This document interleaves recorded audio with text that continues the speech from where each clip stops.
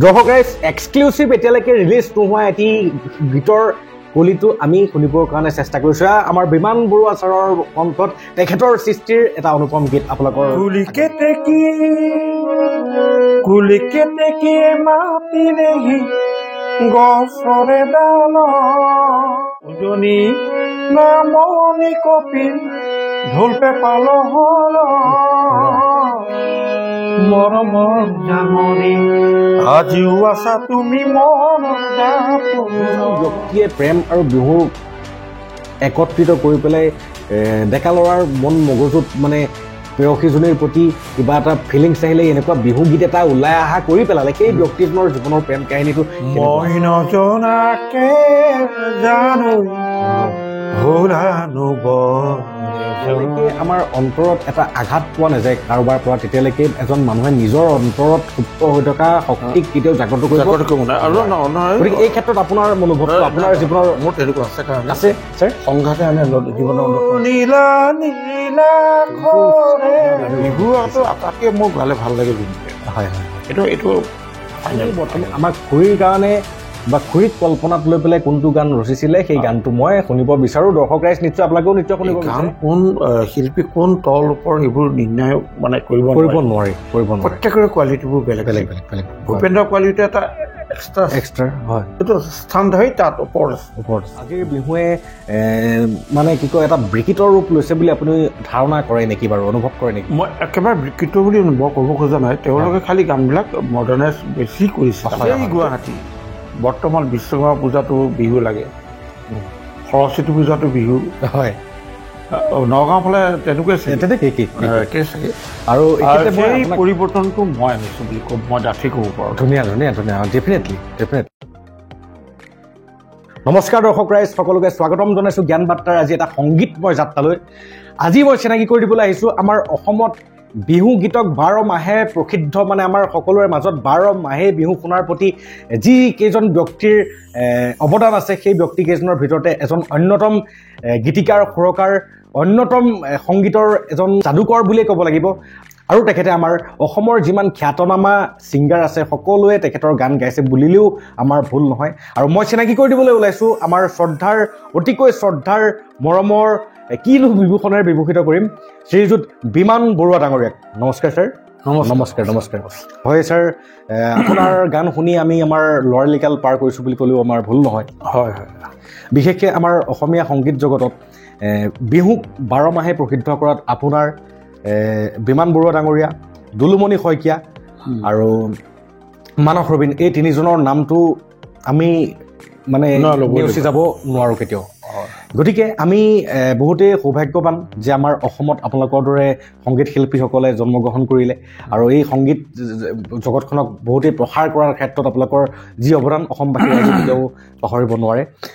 পোনপ্ৰথমে মই জানিব বিচাৰোঁ ছাৰ যে জানমণি বুলি ক'লে দৰ্শক ৰাইজ, মই ক'ব বিচাৰোঁ যে জানমণি বুলি ক'লে কেৱল বিমান বৰুৱা ছাৰৰ নামেই আমাৰ মনলৈ আহে। ঐজানৈ আকাশখন ধুনীয়া, হয়, কলিগৰু গাখীৰকণ আৰ্য সোণকণ মৌ মাখিৰ মধুকণ, হয়, বা আমাৰ কালঞ্জয়ী গীত ফুল ফুলিছে বসন্তৰ, কিমান যে গান আছে আমি শুনিম তেখেতৰ পৰা। হয়, প্ৰথমতে ছাৰ মই আপোনাৰ পৰা জানিব বিচাৰোঁ যে আপোনাৰ সংগীতৰ প্ৰতি, আপুনি সংগীত ক্ষেত্ৰখনৰ প্ৰতি আপোনাৰ যিটো আকৃষ্টতা, সেই আকৃষ্টতা আপুনি কেনেকৈ মানে অনুমান কৰিব পাৰিছিল যে মোৰ এই দিশত মোৰ এই টেলেণ্টটো আছে? আচলতে মোৰ ঘৰখনেই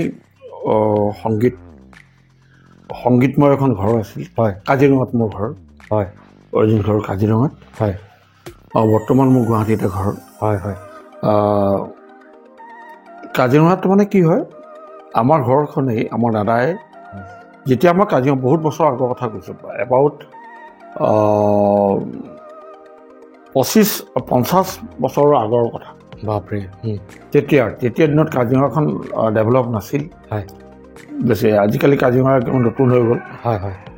তেতিয়া সাংস্কৃতিক দিশত আমাৰ দাদাই তাৰমানে তাত ৰাস পাতিছিলে, হয়, কিবা নৃত্য নাটিকা ইত্যাদি তাৰমানে এইবিলাক কৰি পেলাই সংস্কৃতিক জগতখন কাজিৰঙাত মানে মুকলি কৰিছিল। কাজিৰঙা মানে ইমান ডেভেলপ নাছিল তেতিয়া। মই তেতিয়া সৰু। আৰু দ্বিতীয়তে এই কাজিৰঙা তোমাৰ যেতিয়া আছিল তেতিয়া প্ৰাকৃতিক পৰিৱেশ বহুত ধুনীয়া তাত। হয়, অতি সুন্দৰ। তেতিয়া মানে কি হ'ল, গছেহে মানুহৰ জীৱন। হয় হয় গতিকে গছ লতা ফুল ইত্যাদি তাৰমানে কাজিৰঙাখন ভৰি আছিল। এতিয়া বিভিন্ন কাৰণত গছ কাটি মানুহে তাত এইবোৰ ৰিজৰ্ট বনাইছে, কিবা বনাইছে ইত্যাদি বহুত কিবা কিবি ৰাস্তা কিনাৰে কিনাৰে। হয় হয় দেশ পৰিৱৰ্তন আৰু পৰিৱৰ্তন হয়। কিন্তু আমি সেই যুগৰ মানুহ। মই দাদাৰ আমাৰ ঘৰত তাৰমানে তেতিয়া কি হ'ল, হাৰমনিয়াম তাবলা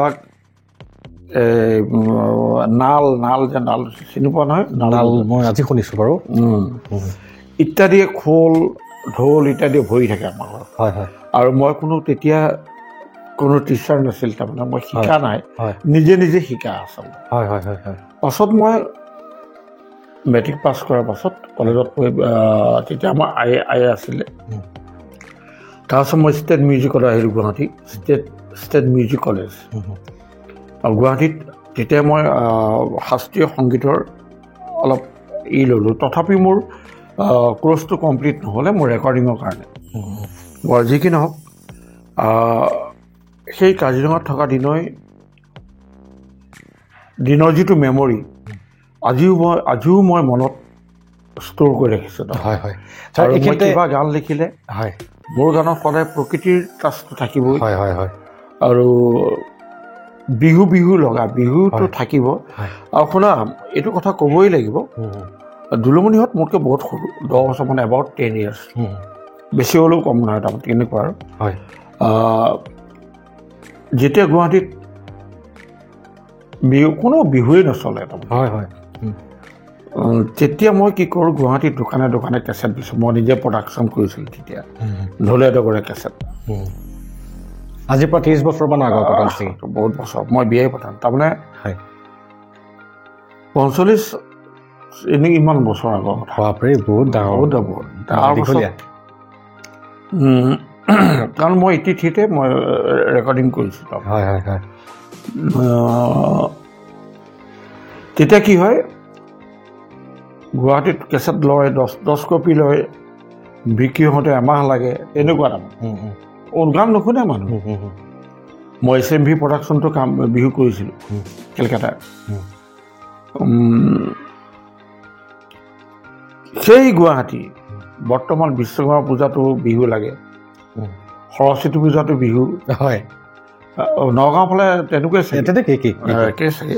আৰু সেই পৰিৱৰ্তনটো মই আনিছোঁ বুলি মই ডাঠি ক'ব পাৰোঁ। ধুনীয়া ডেফিনেটলি হয়। এইখিনিতে যেতিয়া মই আমাৰ দুলুমণি শইকীয়া ডাঙৰীয়াক মই সাক্ষাৎকাৰ গ্ৰহণ কৰিছিলোঁ, তেখেতেও আপোনাৰ নাম তেখেতে মানে লৈছে। আৰু বিহুক আমাৰ 12 মাহে বিহুটো এটা ট্ৰেণ্ড হিচাপে বৰ্তমান যে চলি আছে, তাৰ আঁৰত আপোনালোকৰ অৱদানসমূহক তেওঁ নিশ্চয় দুলুমণি বখানিছে। দুলুমণি টেলেণ্টেড ল'ৰা, হয়, খুব ধুনীয়া লিখে সি। হয়, আৰু সি বহুত সুন্দৰ গান, তাৰমানে সি মেলোডিটো তাৰ বহুত আছে। হয় হয় হয়, মেলোডি বহুত, তাক মই বৰ ভাল পাওঁ। হয়, মই আগতে মই কৃষ্ণ, হয়, সিহঁতৰ গানবিলাক মই মিউজিক কৰিছিলোঁ, এই মইনা ছাৰ মইনা মাত, হয় হয় হয় ইত্যাদি, তাৰমানে এইবিলাকৰ। তেতিয়া দুলুৱে গান বিমানদা প্ৰথম মোকে শুনাই যে কেনেকুৱা, মই বৰ ভাল পাইছোঁ বা সুন্দৰ।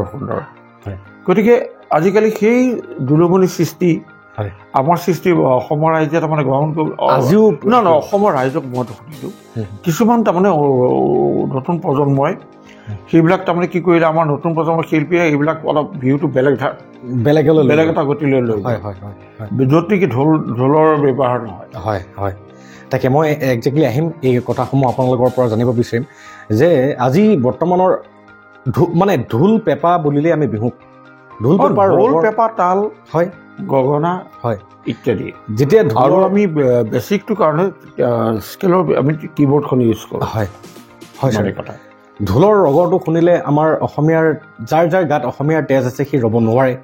ৰাতি হ'লেও সি শুই থকা পৰা হ'লেও সি এপাক উঠি পেলাই যেন সেই য'ত ঢোলটো বাজি আছে, য'ত পেঁপাটো বাজি আছে, তাত এপাক গৈ ভুমুকি এটা মাৰি আহিব, আমাৰ তেনেকুৱা লাগে। গতিকে আজিৰ বিহুৱে মানে কি কয়, এটা বিকৃত ৰূপ লৈছে বুলি আপুনি ধাৰণা কৰে নেকি বাৰু, অনুভৱ কৰে নেকি? মই একেবাৰে বিকৃত বুলি মই ক'ব খোজা নাই, তেওঁলোকে খালি গানবিলাক মডাৰ্ণাইজ বেছি কৰিছে আচলতে। আৰু তেওঁলোকে সুন্দৰ কণ্ঠ ভাল গায়। হয় হয়, কিন্তু তেওঁলোকে আচলতে নিজৰ পৰিচয়টো হেৰুৱাই পেলাইছে সেইটোৱে হয় আৰু কিছুমান গানবিলাক তোমাৰ ৰিদমিক আৰু শুনি থাকিলে তোমাৰ ৰিদম এটাই হাতৰ আমাৰ বিহুটো তেনেকুৱা ৰিদম নহয় হয় হয় আমি বিহু কৰিলে তেজপুৰীয়া কৰোঁ জামুগুৰি কৰোঁ হয় হয় উজনি অসমৰ আমি ৰ বিহুবিলাক বিহু কৰোঁ হয় গতিকে মডাৰ্ণ থকা মডাৰ্ণ মিক্স কৰি লগত বিহু সামৰি আমি যিটো কমাৰ্চিয়েল সেইটো মানুহে ল'ব পৰা বিহু কৰোঁ গতিকে তেওঁলোকে এটা ধাৰাই কৰি আছে হয় হয় এতিয়া একেই গোটেই বিহুবিলাকৰ বিশেষকৈ বিটটো একেই আৰু ৰিদমটো একে ৰিদম একেই থাকে গতিকে ছাৰ আমিও আশা কৰোঁ যে আপোনালোকৰ গীতসমূহে যেনেকৈ কালঞ্জয়ী হিচাপে আজিও আপোনালোকৰ গীতসমূহ শুনিলেই মানুহৰ মনটো নাচো নাচো লাগি যায় উৎফুল্লিত লাগি যায় কিন্তু আজিৰ বিহুসমূহ জাষ্ট এটা সময়ৰ কাৰণেহে চলে এটা সময় এইটো পাহৰি যায় কিন্তু মোৰ যিবিলাক বিহু আছে এইবিলাক কোনোবা অসমৰ ৰাইজে কেতিয়াও নাপায় হয় দৰ্শক ৰাইজ আহক আমি চাবলৈ ওলাইছোঁ আমাৰ ছাৰৰ অনুপম সৃষ্টিৰ এটি ছাৰে হৃদয়ত লগা এটি নিজৰ সৃষ্টিৰ গীত ছাৰ মই নজনাকে জানো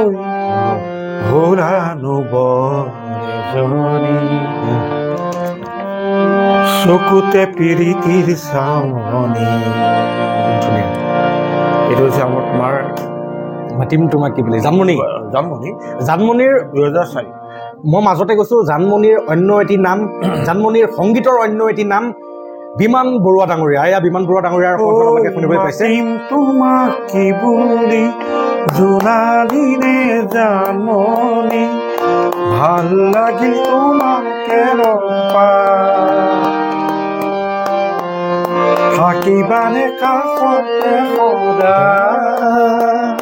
এইবিলাক কিমান ধুনীয়া অনুপম সৃষ্টি এতিয়া মই জানিব বিচাৰোঁ জানমণি কেছেটটো যেতিয়া ওলাইছিলে জানমণি এটা নহয় দুটা নহয় বহু খণ্ড আছে জানমণিৰ পৰিকল্পনাটো আপোনালোকৰ মাজলৈ কেনেকৈ আহিছিল নহয় জানমণি আচলতে এইটো আমাৰ এন কে প্ৰডাকশ্যন হয় এন কে প্ৰডাকশ্যনৰ স্বত্বাধিকাৰী বলিন বৰকটকী তাৰমানে আমাৰ এই বৰ্তমানৰ দেৱৰ বৰকটকী দেউতাক তেওঁলোকৰ যোৰহাটত ডাঙৰ কেছেট দোকান আছে এতিয়া নাই কেছেট দোকান তেওঁলোকে কেতেকী কৰিছিল মনত আছেনে কেতেকী ন কেছেট খগেন মহন্তই গাইছিল আচ্ছা মই আমি জন্ম হোৱাৰ আগৰ গতিকে কেতেকী কৰা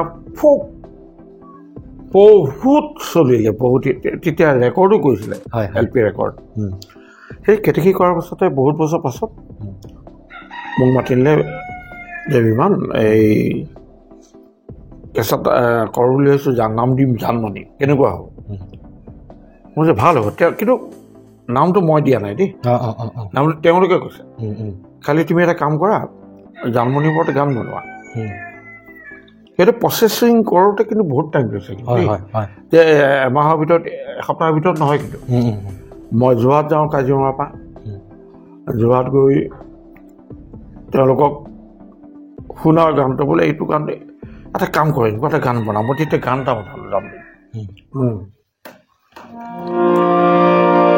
জানমণি পচোৱা ফাগুনৰ জানমণি আগমন বসন্ত গছ লতা ডালতে কপৌ ফুল ফুলিলে আমৰে ডালতে কপৌ ফুল ফুলিলে কেনেকুৱা কিবা আছিলে জানমণি এইটোৱে গান তেওঁলোকে হা প্ৰথম পৰিকল্পনা হয় তেওঁলোকে খুব ভাল পালে এতিয়া মই জুবিন নতুনকৈ ওলাই আহিছে অনামিকা অনামিকাৰ তেওঁলোকৰ লগত টাইপ হ'ল আৰু এন কে প্ৰডাকশ্যনৰ লগত তেওঁ জুবিনক গোৱাব লাগে কিন্তু অসমত প্ৰথম বিহুগীতটো গোৱা মানুহে মই তাৰমানে এই গানটো এই গানটো দেই কিন্তু সেইদিনাখন ৰাতি তাৰমানে এই উজান প্ৰীতি বুলি কেছেট এটা আছিলে উজান প্ৰীতি সেইটোত 7টা গান গাইছে সেইদিনাখন ৰাতিয়ে কিন্তু ফাৰ্ষ্ট টাইম কিন্তু মোৰ তাত গাই আহি পেলাইহে তাত গাইছে আৰু জুবিন গাৰ্গ এনেকুৱা এজন শিল্পী যিজনক এবাৰ ক'লেই আৰু কোনো দৰকাৰ নাই যিকোনো বস্তু বৰ আমি তাক আগত আমি শংকৰদেৱ বুলি কওঁ আচ্ছা সৰ্বগুণাকৰ তাৰমানে তেওঁ কি হয় চব টপিকৰ ওপৰত তেওঁৰ এটা অধ্যয়ন আছে। হয় হয় হয় ডেফিনেটলি। তেওঁ জাৰ্ণি আমি কেতিয়াবা বহোঁ গান গাবলৈ মই বহি থাকোঁ, আমি তেতিয়া বোলা আৰু 3টা আছে গাই দিবা, এই যাম ৰ'বচোন লেকচাৰ মাৰে। লেকচাৰবিলাকত নানা ধৰণৰ টপিক আহে, ভ্ৰমণৰ ওপৰত, শিক্ষাৰ ওপৰত, ৰাজনীতিৰ ওপৰত, তাৰমানে এনেকুৱা ধৰণৰ কথা জুবিন গাৰ্গৰ সকলোবোৰ জনাৰ কাৰণে আমি শংকৰদেৱ বুলি কওঁ। হয় হয় হয়। গতিকে প্ৰথম জুবিন গাৰ্গেই মোৰ প্ৰাণ, আৰু জুবিন গাৰ্গেই মোৰ জীৱনৰ এটা কথাত ক'বলৈ এনেকুৱা আছিল, জুবিন গাৰ্গৰ এটা মুদ্ৰাৰ ইপিঠি সিপিঠি। কাৰণ মই সৃষ্টি কৰা গান জুবিনে গাই, জুবিন বহুত পপুলাৰ, আৰু জুবিনে গোৱাৰ কাৰণে মই পপুলাৰ। ধুনীয়া কথা কৈছে, ধুনীয়া। আৰু আমি দেখিবলৈ পাওঁ, যদি ইতিহাসলৈ যাওঁ, ইতিহাসলৈ আমি গ'লে এটা বস্তু দেখিবলৈ পাওঁ যে ৰজা আকবৰ এই কলাত মানে সংস্কৃতিৰ প্ৰতি বহুতেই আগ্ৰহী আছিলে। আৰু আকবৰৰ এটা গুণ আছিলে যে তেওঁ সেই কলা সংস্কৃতিৰ যিসকল সাধক আছিলে সেই সাধকসকলক একত্ৰিত কৰি পেলাই নিজৰ দৰবাৰত ৰাখিব পাৰিছিলে। বীৰবলক কিয় ৰাখিছিলে? গতিকে আমোদজনক তাৰমানে কথাৰে বা বহুত টেঙৰ মন্ত্ৰী আছিল। একজেক্টলি ছাৰ, মই এই কথাটোতে আহি আছোঁ নেক্সট টাইম, যে আগতে আমি আমাৰ ইতিহাসক যদি চাওঁ তেতিয়াহ'লে সেই মানুহসকলৰ মাজত এটা আত্মীয়তা, এটা একাগ্ৰতাৰ মনোভাৱ আছিলে। সকলোৱে এটা মানে একতাৰ সম্প্ৰীতিৰ সমিলমিলেৰে সকলো বান খাই আছিলে। বিকজ কিহৰ কাৰণে জানানে? এই সংগীতৰ কাৰণে। হয়, এই মাধ্যমেৰে তুমি পৃথিৱী জয় কৰিব পাৰা। মই ঠিক ক'ব বিচাৰিছোঁ যে আজি আপোনালোকে যিসমূহ বিহু আপোনালোকে মানে সৃষ্টি কৰিছিলে, আজি আপুনি দুলুমণি শইকীয়া ছাৰ হওক বা মানস ৰবীন ছাৰ হওক, লগতে বিপিন চাওডাং ডাঙৰীয়া, আপোনালোক সকলোৱে একত্ৰিতভাৱে যিসমূহ অনুপম সৃষ্টি কৰিছিলে, সেই অনুপম সৃষ্টিসমূহে আশা কৰোঁ আমাৰ অসম থকালৈকে, অসমীয়া জাতি থকালৈকে প্ৰতিটো অসমীয়াৰ বুকুত সেই গানসমূহ বাজিব। কিন্তু আজিৰ ডেটত আমাৰ সেই একতাৰ এনাজৰীডাল ক'ৰবাত থুনুকা হৈ যোৱা যেন আপুনি অনুভৱ কৰে নেকি বাৰু? অনুভৱটো এইটোৱে কৰোঁ, কাৰণ আমাৰ মাজত এতিয়া মানসৰ লগত, দুলুৰ লগত বা বিপিনৰ লগত, এইবোৰ মোৰ তাৰমানে এইবোৰ চব ভাই হয়। মানস ৰবীনে মোৰ আগতে বহুত গান মই অলপ লিখি দিওঁ, বাকীখিনি সি লিখে, তেনেকুৱা ধৰণৰ আছিল। মানসৰ সৃষ্টি মই খুব ভাল পাওঁ। এতিয়াও মই কওঁ, মানস তই কিয় নকৰ, বিহু কৰচোন, এনেকৈ তাৰমানে। গতিকে আমাৰ মাজত ঠিক আছে। আৰু নতুন প্ৰজন্মও কোনো ধৰণৰ মোক কিবা হেৰি কৰা নাই। মই এটাই আহ্বান তেওঁলোকক, যে তোমালোকে যিয়ে নকৰা লাগিলে আমাৰ থলুৱা বস্তুটোত মানে সংযোগ কৰি, তেনেকৈ কৰিলে আমাৰ জাতিৰ তথা আমাৰ কৃষ্টিৰ উন্নতি হ'ব। গতিকে মই এইখিনিতে আপোনাক এই কথাটো এইকাৰণে সুধিলোঁ যে মই আকবৰৰ বিষয়ে অধ্যয়ন কৰোঁতে পাইছিলোঁ যে আকবৰে এই প্ৰতিটো দিশৰে গুণী জ্ঞানী ব্যক্তিসকলক আকবৰে একত্ৰিত কৰি লৈছিলে। আৰু মই এখন কিতাপ ল অফ ছাকচেছ বুলি এখন নেপোলিয়ন হিলৰ কিতাপ আছে, তাতো এটা ৰুল আছে যে আমি কেনেকৈ সংঘবদ্ধ হৈ পেলাই আমি অকলে যিমান যাম, লগে ভাগে যদি যাওঁ তাতকৈ বহুত যাব পাৰিম। ৰতন টাটাইও একেটাই কথা কৈছিলে। গতিকে মই নৱপ্ৰজন্ম এজন গুণী জ্ঞানী ব্যক্তিৰ জীৱনজোৰা সাধনাৰে পৰিপুষ্ট ব্যক্তিৰ কাষৰ পৰা তোমালোকৰ কাৰণে এইটো বস্তু উজাগৰিত কৰিবলৈ চেষ্টা কৰিছোঁ। আজি হয়তো তোমালোকৰ সংগীতৰ প্ৰতি কোনোবা কলা কৌশল থাকিব পাৰে, তোমাৰ সমপক্ষৰে আন এজনো থাকিব পাৰে। তোমালোকে কেতিয়াও কম্পিটিশ্যন মনোবৃত্তি নল'বা যে মই তোতকৈ বেষ্ট কৰোঁ, বা সেই বস্তুটো বেয়া বস্তু। আৰু শুনা আমাৰ দিনত যদি মিডিয়া থাকিলে আমি কি হ'লহেঁতেন? হয়। কিন্তু উইদাউট মিডিয়াত আমাৰ কোনো পাব্লিচিটি নাই। কিন্তু অসমৰ ৰাইজে স্বীকৃতি দিছে। আমাৰ পাব্লিচিটি নাই, কিন্তু অসমৰ ৰাইজে সেই বিমান বৰা বুলি স্বীকৃতি দিলে। গতিকে অসমৰ ৰাইজৰ ওপৰত মই চিৰকৃতজ্ঞ। বহুত দিনৰ পৰাই মোৰ জানমনি ষ্টাৰ্ট হৈছে 96ত। 96ৰ পৰা 2013লৈকে কণ্টিনিউৱাছলি। মাজতে এইবোৰ যে কিবা হয়, কি বুলি কয় এইটো, পাইৰেচি কাৰণে তাৰমানে আমাৰ হ'ল অলপ বন্ধ হ'ল। তাৰপৰা আমি 19ত কৰিলোঁ। এইবাৰ জানমনি কৰিছোঁ, বৰ সুন্দৰ হৈছে। তাৰ এটা কলি শুনিব পাৰিম নেকি বাৰু এইবাৰ? হয়, ৰিলিজটো হোৱাই নাই চাগে? নাই, জুবিন গাৰ্গে গাবলৈ আছে। দৰ্শক ৰাইজ, এক্সক্লুচিভ এতিয়ালৈকে ৰিলিজ নোহোৱা এটি গীতৰ কলিটো আমি শুনিবৰ কাৰণে চেষ্টা কৰিছোঁ। আমাৰ বিমান বৰুৱা ছাৰৰ কণ্ঠত তেখেতৰ সৃষ্টিৰ এটা অনুপম গীত আপোনালোকৰ আগলৈ অকণমান গাই দিওঁ।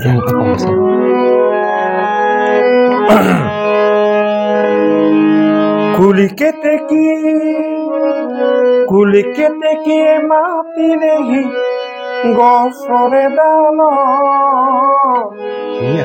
উজনি নামনি কপিল ঢোল পেপাল হল মৰমৰ জাননী আজিও আছা তুমি সুন্দৰ অনুপম এয়াক কয় বিহু এই গীতসমূহক কয় বিহু এই গীতসমূহ বাজিলে আমাৰ মন আমাৰ নোম শিয়ৰি উঠে মই এতিয়া ছাৰৰ কাষত বহি আছো আৰু ছাৰে যিটো কণ্ঠ দিছে আৰু যিটো সুৰৰ লয় আৰু আউটষ্টেণ্ডিং হয়তো আপোনালোকে দৰ্শক ৰাইজ আপোনালোকে পডকাষ্ট মাইকৰ ৰেকৰ্ডিঙত সেইটো নুশুনিব পাৰে ঠিক আছে ছাৰ বহুত ভাল লাগিলে বহুত বহুত ধন্যবাদ দৰ্শক ৰাইজে এটা আগে এটা টেষ্ট পাব যে এনেকুৱা এটা বস্তু আহি আছে এটা ব্ৰহ্মাস্ত্ৰ আহি আছে ঠিক সংগীতৰ বিহুৰ ব্ৰহ্মাস্ত্ৰ আহি আছে ছাৰ মই এইখিনি জানিব বিচাৰোঁ আৰু আপোনালোকৰ সকলো গানেই হিট কিন্তু এটা গানে মই মোৰ মনৰ দাপোন এটা মোৰ নিজৰ ববীয়াকৈ সুধিছোঁ যে বৰ সাজ পেলাইছিলে ঐজানৈ আকাশখন ধুনীয়া গতিকে এই গীতটো সৃষ্টিৰ আঁৰত থকা আপোনাৰ কল্পনাসমূহকো জানিব বিচাৰোঁ আৰু এই গীতটো অমিনিৰে মোৰে দিল দিবানা এই গীতটোৰ বিষয়েও আপোনালোকৰ মানে এইটো মানসে ট্ৰান্সফৰ্ম কৰিছিলে আৰু মোৰ সুধি লৈছে হয় হয় আগৰ আমাৰ এটা আজিকালি নতুন প্ৰজন্মৰ শিল্পীবিলাকে হয় হয় ষ্টেজত প্ৰগ্ৰাম কৰিলে কোন গীতিকাৰ সুৰকাৰ নকয় হয় কিন্তু তেওঁলোকে চোৱা উচিত শান্তা বাইদেউ হওক নমিতা বাইদেউ হওক বা আমাৰ পুৰণা যিবিলাক মহান শিল্পী আছিলে তেওঁলোকে কিন্তু গান সুৰ কথা কোনে কাৰ সুৰ কোনে কৰিছিলে হয় চব কৈ দিয়ে আছোঁ হয় হয় আজিকালি মই কিন্তু এইটো কথাটো বৰ টান পাওঁ আমি কওঁ মই ৰিদীপ দা গান গাওঁ মই প্ৰগ্ৰাম কৰিলে ফাংচনত মই ৰিদীপ দা গান গাওঁ মহানন্দ মজুমদাৰ বৰুৱা গান গাওঁ চাৰুদা গান গাওঁ এইবোৰ আমি এটা লেভেলত এদিন তাৰমানে আমি একেলগে কটাইছিলোঁ দিন তাৰমানে হয় তাৰমানে মই তেওঁলোক ডাঙৰ মই তলৰটো তাৰমানে এনেকুৱা ৰিদ গাঁৱত ইমানটো মই ইমানটো যেনেকৈ মই এতিয়া ইমান দুলুমণিহঁত ইমান তেনেকুৱা গতিকে তেওঁলোকে মোক কি কৰিছিলে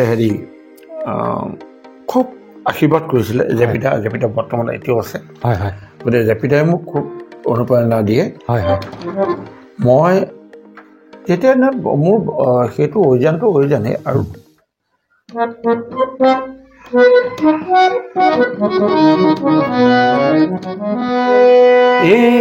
কিনো চাৱনিৰে চালামুকৈ দেহা খিৰখিৰাই গ'ল মই নাজানৈ পেটলৈ ভাত নোযোৱা পেটলৈ ভাত নোযোৱা কিনো হাঁহিতিৰে মহিলা নুবুজা সাঁথৰ হ'ল মই নাজানৈ নোকোৱাকৈ মনৰ কথা নোকোৱাকৈ মনৰে কথা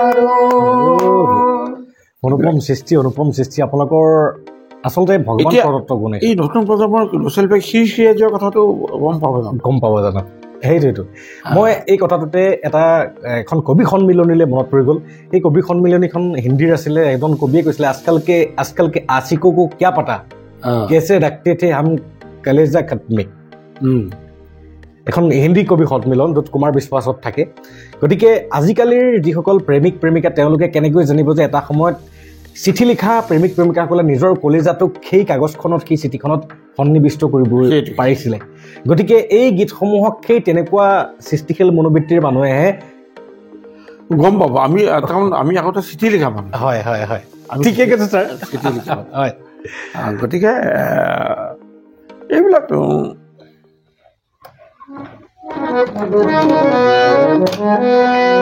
সুন্দৰী নুসুধিব তোমালৈ মোৰ মৰম আছে কিমান সাগৰৰ পানী যিমান খুব সুন্দৰ নুবুজিবা প্ৰেমৰ নদীৰ দূৰ সীমা কিমান বিশাল আকাশৰ সমান চামলো নহলো ফালি দেখুৱাবলে চৰায়ো নহলো মই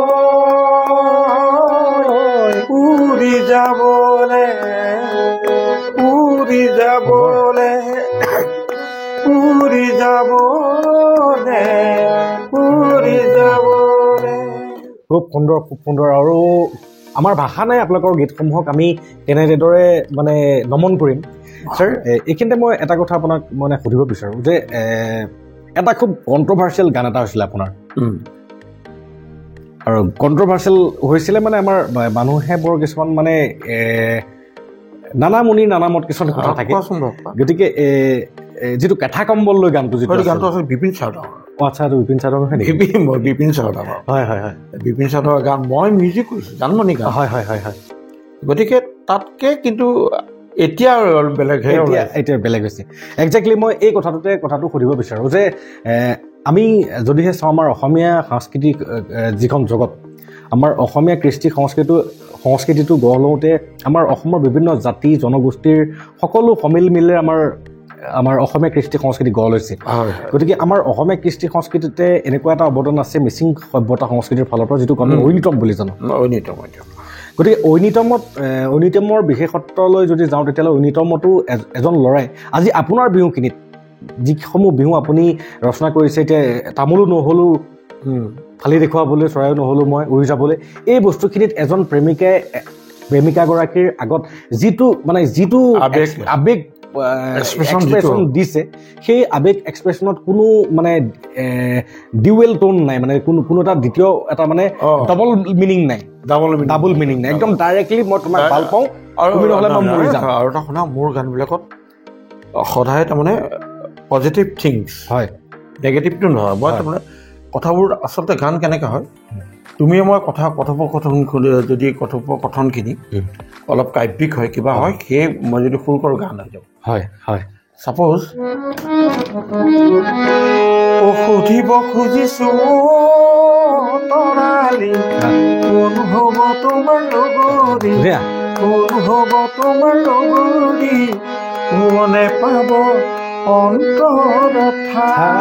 গতিকে মই এইটো এটা পজিটিভ থিং মই কিবা ছোৱালীক সুধিছোঁ তুমি যদি উত্তৰ দিয়া কথাটো তেনেকুৱা আমাৰ দিনত মানে আমি কৰোঁতে তেনেকৈ কৰোঁ হয় মই একজেক্টলি ছাৰ এই কথাটো আপোনাৰ পৰা মই এটা ক্লাৰিফিকেশ্যন লাগে যে ঐনিতমত কেতিয়াও অশ্লীল ভাষা বা অশ্লীল তেনেকুৱা এটা ভাৱনা কেতিয়াও মানে প্ৰকাশ নকৰে কাৰণ তেওঁলোকৰ মিচিং সমাজৰ এটা বৰ ভাল বস্তু বিহুবিলাক বিহু ভিত্তিক আমাৰ বিহুটোৱে হৈছে কৃষিভিত্তিক সেইকাৰণে মোৰ গানবিলাকত আঘোণৰ পথাৰত থাকিব শাওণৰ পথাৰত থাকিব এই মাঘৰ বিহুৰ কথা থাকিব গতিকে আমাৰ বিহু হৈছে তিনিটা বিহু ভিতৰত মই তাৰমানে নতুন প্ৰজন্মক আমি এৰি থৈ যাব বিচাৰিছোঁ তোমালোকে মই যি দেখিছোঁ অৱশ্যে বৰ্তমান এটা কথা কওঁ এই গুৱাহাটী মহানগৰীত ফ্লেটত যিবিলাক মানুহ থাকে তেওঁলোকে কি চিনি পায় কথাটো পথাৰৰ মাটিত কেনেকৈ গছকিছিল গতিকে তেওঁলোকৰ কথা এইটোও দুখ নাই তেওঁলোকৰ কল্পনাতে নাহিব ন ইমাজিনেশ্যনতে নাহিব প্ৰেক্টিকেলি নাহে তাৰমানে গতিকে মই এইবোৰ প্ৰেক্টিকেলি পাই অহা গতিকে সেইকাৰণে মই তেনেকৈ এইবাৰো মই প্ৰত্যেকবাৰেই গানবোৰ এইবাৰ এতিয়ালৈকে মোৰ 22টা 6টা আপোনাৰ 20টামান গান মোৰ ৰেকৰ্ডিং হৈ গ'ল আজিকালি গানবিলাক আকৌ এতিয়া নগাঁও কোনোবা এটা ল'ৰা তোমাক ক'লে যে বিমান নাম্বাৰ দিয়কচোন মই গান এটা কৰিব খুজিছোঁ এই এটা ল'ৰাই আহিল নগাঁৱৰ পৰা এটা চিপ্ৰাঝাৰৰ পৰা 2টা পাঠশালাৰ পৰা 2টা সেই এনেকৈ গান কৰি এনেকৈ প্ৰডাকশ্যনত এক্ট্ৰেছত মোৰ এইবাৰ গান আছে 7টা এইবাৰ ৰুবুল বৰাৰ গান আছে অসমৰ ভাল এজন বিহুৱা দেই ৰুবুল বৰা আছে সুনীত গগৈ এনেকৈ গান আছে গতিকে এনেকৈ কৈ আমি 22টা গান কৰিলোঁ এই মিউজিকখিনি মোৰেই গতিকে এনেকৈ গান কৰি আছোঁ বৰ্তমান এতিয়াও আহিব এটা ল'ৰা ধেমাজিৰ পৰা গৌতম কোঁৱৰ খুব সুন্দৰ গান গায় তেওঁ বিহু কৰিবলৈকে আহিব মোৰ ওচৰলৈ আহিব এতিয়া আমি মোৰ অনুষ্ঠানটো সামৰিম আৰু সোনকালে গতিকে তোমালোকক তুমি যিটো পদক্ষেপ লৈছা এইটো এটা সুন্দৰ পদক্ষেপ এনেকুৱা পুৰণা মানুহৰ বহুত আছে আমাৰ খগেন্দাকো ল'ব পাৰা তুমি খগেন্দাকো ল'বা কাৰণ এই পুৰণাবিলাকে কি দহে কিবা আপোনালোকৰ শিপাডালক আমি নমন কৰিব জানিলেহে আমি জীৱন বাটত আগুৱাব পাৰিম সেইটো মোৰ যিটো কল্পনা ছাৰ একজেক্টলি মই এই কথাটোতে আপোনাক এটা সংগতি ৰাখি পেলাই এটা কথা সুধিব বিচাৰোঁ যে আপোনাৰ আটাইতকৈ প্ৰিয় আমাৰ অসমীয়া সংগীত জগতৰ যিজনক আপুনি ভগৱান হিচাপে আইডিয়ল হিচাপে ভাবে আপোনাক অনুপ্ৰেৰণা যোগোৱা সংগীত শিল্পীজন কোন নহয় সেইজনটো আমাৰ নমস্য ব্যক্তি ভূপেন দা হয় আৰু কণ্ঠত তাৰমানে আটাইতকৈ মিঠা কণ্ঠত জয়ন্ত হাজৰিকা আচ্ছা মিঠা কণ্ঠ হয় হয় আৰু মঞ্চত আটাইতকৈ টিউনত গোৱা শিল্পীজন ৰিদীপ দত্ত আচ্ছা তেওঁ মঞ্চত সদায় টিউনত গান গাইছিলে স্কেল ফালি নাযায় মানে নাই নাযায় হয় ৰিদা গান মই বহুত গাওঁ তাৰমানে ৰিদা গান এইটো শুনিছে তাৰমানে আজিকালি ল'ৰা নহয় যিদিনা বিচাৰি নাপাবা সেইদিনা তুমি বুজিবা লাগে যদি খবৰ সেইদিনা সন্ধ্যা তৰাকে সুধিবা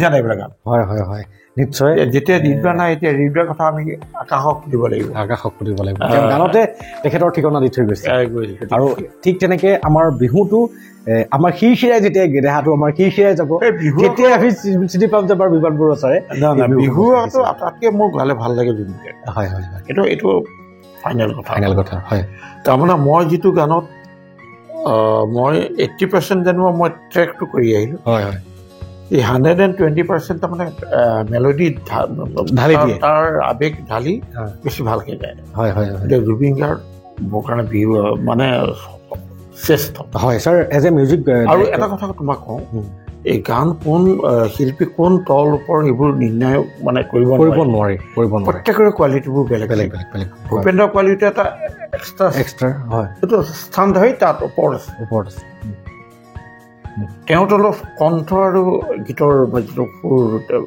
মিঠা তাৰপিছত জয়ন্ত দাস হয় কথাটো কৈছোঁ হয় মই কৈছোঁ এনেকৈ এইবিলাকহে তাৰমানে আচলতে মেইন মানে এটা কথা মই আপোনাৰ পৰা অনুভৱ কৰিব পাৰিছোঁ যে আজি ব্যক্তি বিশেষে টেষ্টটো বেলেগ হয় ব্যক্তিগত টেষ্ট আজি আপোনাৰ লিষ্টখনত ধৰি লওক যাক যিসকল শিল্পীক যেনেকুৱা এটা পজিশ্যনত ৰাখিছে হয়তো মোৰ লিষ্টখনত অকণ বেলেগ হ'ব ভেৰিয়েশ্যন এটা আহিব পাৰে নিশ্চয় পাৰে হয় ছাৰ মই আপোনাৰ পৰা এটা কথা জানিব বিচাৰোঁ যে বৰ্তমান আপোনাৰ দৃষ্টিত নৱশিল্পীসকলৰ ভিতৰত জুবিন গাৰ্গৰ স্থান দখল কৰিব পৰা তেনেকুৱা শিল্পী আজিলৈকে জন্ম হৈছে বুলি আপুনি অনুভৱ কৰেনে না কৰোঁ প্ৰধানকৈ আমাৰ নীল আকাশ হয় ভাল ছিংগাৰ আশ্চৰ্য ভাল গতিকে তেওঁলোকৰ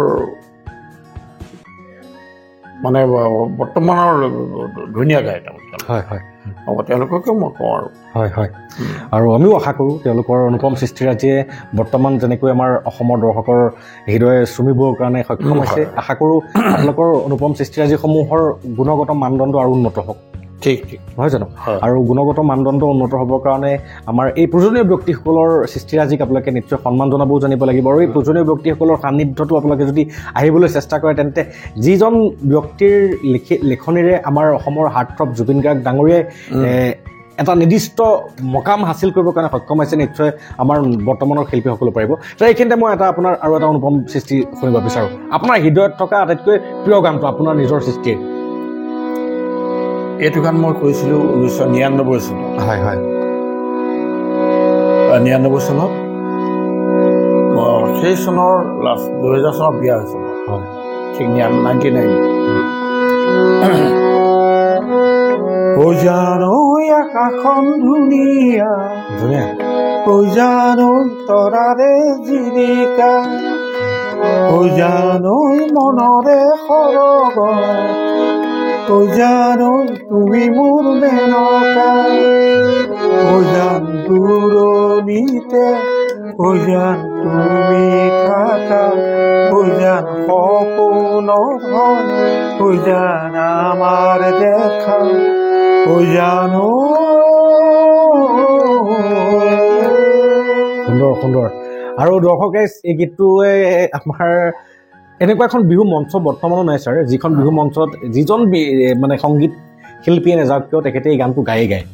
মই আজিলৈকে যিমান বিহু ফাংচন চাইছোঁ এই গানটো গায়ে মানে মই ক'তো এনেকুৱা এখন পোৱা নাই য'ত এইটো গান নাগায়।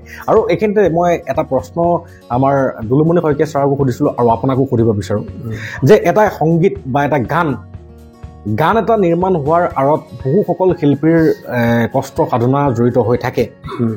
এটা গানৰ সৃষ্টিৰ আঁৰত সেই লেখকজনৰ, সেই গীতিকাৰজনৰ সেই লেখনিৰ সমদুৰ শব্দ নিৰ্বাচন কৰোঁতে তেওঁৰ যিমানখিনি সাধনা কৰিবলগীয়া হয়, এটা গান সুৰ কৰোঁতে সেই সুৰকাৰজনে যিমানখিনি সময় নিজকে অৱতীৰ্ণ কৰিবলগীয়া হয়, গানটোত বাদ্যযন্ত্ৰসকলেও বহুতখিনি কষ্ট কৰে, সকলোৰে সংমিশ্ৰণত এটি গান হয়। কিন্তু সেই গানটো গোৱাৰ পাছত কেৱল মাত্ৰ এজন গায়কজনে গোটেই গানটোৰ ক্ৰেডিটটো লৈ গুচি যায়। সেইটোৱে সেই কথাটোৱেইটো কৈছোঁ। গতিকে এই ক্ষেত্ৰত আপোনাৰ অনুভৱ মই জানিব বিচাৰোঁ। নহয়, সেই কথাটো কি হ'ল, কিন্তু আমাৰ প্ৰডাকশ্যনৰ ফালৰ পৰা তেনেকুৱা নহয়। এইটো দৰ্শকৰ ফালৰ পৰা আমাৰ প্ৰডাকশ্যনৰ লিখাই থাকে বিমান বৰুৱা সংগীত পৰিচালনাৰে কথা কৰো, বিমান বৰুৱা সংগীত পৰিচালনাৰে আমুক এটা জন্মদিন প্ৰডাকশ্যন হৈছে এনেকৈ প্ৰডাকশ্যন। কিন্তু মোৰ থাকিলে বহুতে এইটো ক্ৰেডিটটো তাৰমানে মোৰ যেনেকৈ আমি হিন্দী যিবিলাক আমাৰ R.D. বৰ্মন, S.D. বৰ্মনৰ পৰা আদি কৰি সেইবোৰ লক্ষ্মীকান্ত পেয়াইলাল কথাটো তেওঁলোকৰ তুমি লতাজী প্ৰগ্ৰামবোৰ চাইছা না? লণ্ডন চন্দনৰ চাইছোঁ কিছু তেওঁলোকে কি কয় নামবোৰ ধুনীয়াকৈ কয়। গতিকে মই নতুন প্ৰজন্মক ইয়াৰ পৰা আহ্বান জনাওঁ, তেওঁলোকে যাতে এটা গান আৰু এটা কথা মই বেয়া পাওঁ, মই গানটো গাইছোঁ ঐ জান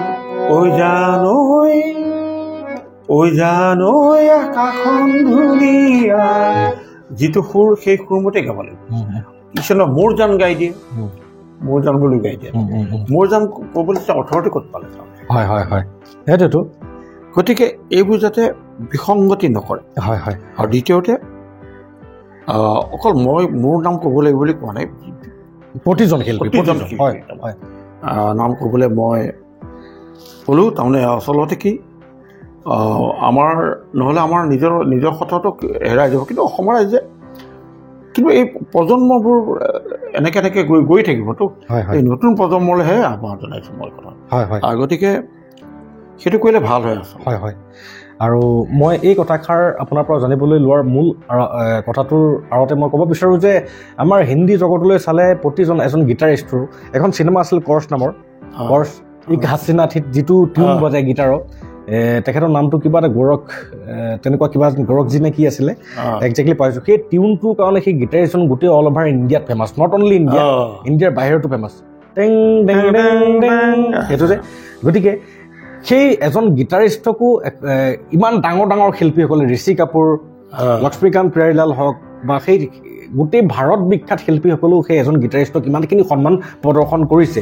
কিন্তু আমাৰ অসমত এই বস্তু দেখিবলৈ পোৱা নাযায়। বেংগলতো আছে, অসমত হয়। গতিকে আমি এই ক্ষেত্ৰৰ পৰা আমাৰ অসমবাসী ৰাইজক মই ছাৰৰ কাষৰ পৰা অনুৰোধ জনাব বিচাৰোঁ যে এটি গান আপোনালোকে যিটো ৰেডিমেড প্লেটত শুনিবলৈ পাইছে, ৰেডিমেড হেডফোনত শুনিবলৈ পাইছে, সেই গানটোৰ আঁৰত বহু শিল্পীৰ শ্ৰম আছে। গতিকে আমি ইজনে সিজনক ধন্যবাদ কৰি আগবাঢ়িব শিকিলেহে প্ৰকৃতাৰ্থত জীৱনৰ সেই শক্তিসমূহক উদ্ভাৱন কৰিবৰ কাৰণে সক্ষম হ'ম, যিসমূহ শক্তিয়ে আমাকো তেনেকুৱা এটা উচ্চ মৰ্যাদা, উচ্চ আসনলৈ নিবলৈ সহায় কৰিব। ছাৰ নহয় জানো? আপুনি যিহেতু হিন্দী জগতৰ কথা ক'লে ছাৰ, মই এইখিনিতে জানিব বিচাৰোঁ যে হিন্দী জগতৰ আটাইতকৈ আপোনাৰ প্ৰিয় সংগীত মানে মিউজিক ডাইৰেক্টৰ হওক বা কণ্ঠশিল্পী হওক আপোনাক ইনস্পায়াৰ কৰা হওক? মই তেতিয়াৰ দিনৰ S.D. বৰ্মন, R.D. বৰ্মন চবৰে মই কোৱা, কিন্তু মোৰ প্ৰিয় গায়ক মঞ্চু লতাজী কথাটো সেই সৰস্বতী মা, তেওঁ সৰস্বতী মাতৃ। কিন্তু মই মহম্মদ ৰফিৰ গান ভাল পাওঁ, খুব ভাল পাওঁ। তাৰমানে তেওঁ মহম্মদ ৰফি, কিশোৰ কুমাৰ, মোৰ উপায় নাই তাৰমানে। গতিকে তেনেকুৱা আপুনি, মই এইখিনিতে সুধিব বিচাৰোঁ, হিন্দী জগতৰ পৰা আপুনি ইনস্পায়াৰ্ড হৈ পেলাই এনেকুৱা গান ৰচিছিল নেকি? তেনেকুৱা ধৰণৰ মোৰ কিছুমান গানত ধৰা মই হিন্দী গানৰ সুৰবোৰ খুব ভাল পাওঁ। তেনেকুৱা ক'ৰবাত কিবা অকণমান হয়তো কিবা থাকি যাব পাৰে। বেছি ভাল পোৱা, তুমি যে যাক বেছি ভাল পোৱা তাৰ নামটো বেছিকৈ লোৱা যায়। গতিকে তেনেকুৱা থাকে।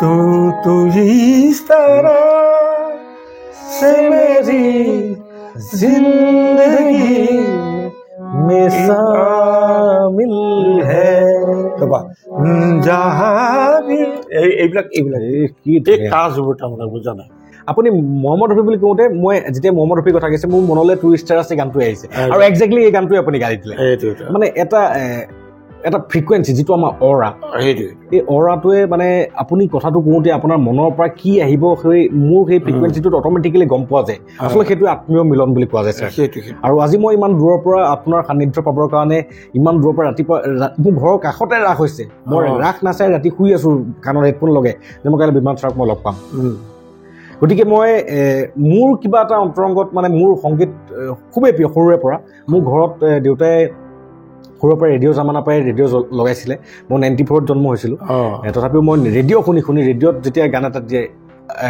মানে গানটো গোৱাৰ আগমুহূৰ্ততে ধুনীয়াকৈ হিন্দী গান হ'লে কৈ দিয়ে যে এই গানটো আমুকখন বোলছো